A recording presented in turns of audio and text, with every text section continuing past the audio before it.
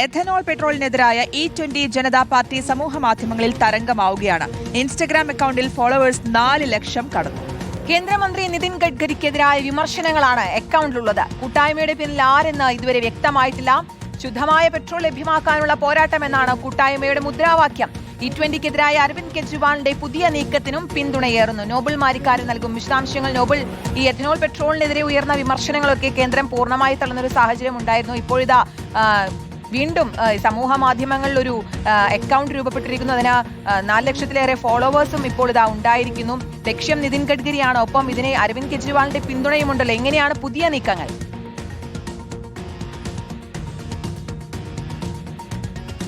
E20 Janata party എന്ന് പറയുന്ന സമൂഹ മാധ്യമ പേജിൽ ഇന്നിപ്പോൾ 4,61,000 ഫോളോവേഴ്സാണ് ആയിരിക്കുന്നത്. അതിവേഗം അതിന് ഈ നമ്പറിലേക്ക് എത്താൻ കഴിഞ്ഞു എന്ന യാഥാർത്ഥ്യമാണ്. പ്രത്യേകിച്ച് എഥനോൾ ബ്ലെൻഡിങ്ങുമായി ബന്ധപ്പെട്ടുകൊണ്ടുള്ള വിഷയത്തിൽ സജീവമായി തന്നെ ഒരു ജനവികാരം നിലവിലുണ്ട്. അത് കൃത്യമായി തന്നെ കേന്ദ്ര സർക്കാരിനെതിരെ തിരിക്കുക എന്നാണ് ഈ വെബ്സൈറ്റ് കൊണ്ട്, ഈ പറഞ്ഞ ഇൻസ്റ്റഗ്രാം പേജ് കൊണ്ട് സമൂഹ മാധ്യമ അക്കൗണ്ടുകൾ ലക്ഷ്യം വെക്കുന്നത്. ഇതുമായി ബന്ധപ്പെട്ട് വലിയ പ്രതിഷേധങ്ങളടക്കം വരും ദിവസങ്ങളിൽ പ്രതീക്ഷിക്കുകയും ചെയ്യുന്നത്. പ്രധാനമായും ശനിയാഴ്ചയാണ് ഓൺലൈൻ ക്യാമ്പയിൻ ഇതുമായി ബന്ധപ്പെട്ടുകൊണ്ട് അരവിന്ദ് കെജ്രിവാൾ വിളിച്ചിരിക്കുന്നത്.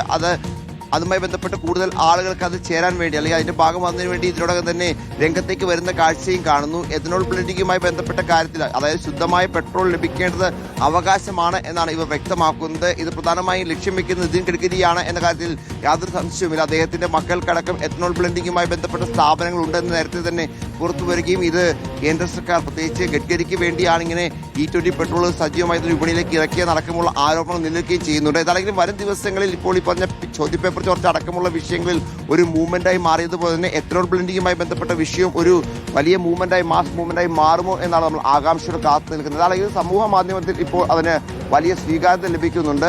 4,61,000 ഫോളോവേഴ്സിലേക്ക് നിലവിൽ അത് എത്തുകയും ചെയ്തിരിക്കുന്നു. ഒപ്പം അതിൽ വലിയ വിമർശനങ്ങൾ നിതിൻ ഗഡ്കരിക്കെതിരെ ഉയരുകയും ചെയ്യുന്നുണ്ട് എന്നാണ് പ്രധാനപ്പെട്ട കാര്യം. അതാണ് നോബിൾ മാരിക്കാരനാണ് വിശദാംശങ്ങൾ നൽകിയത്.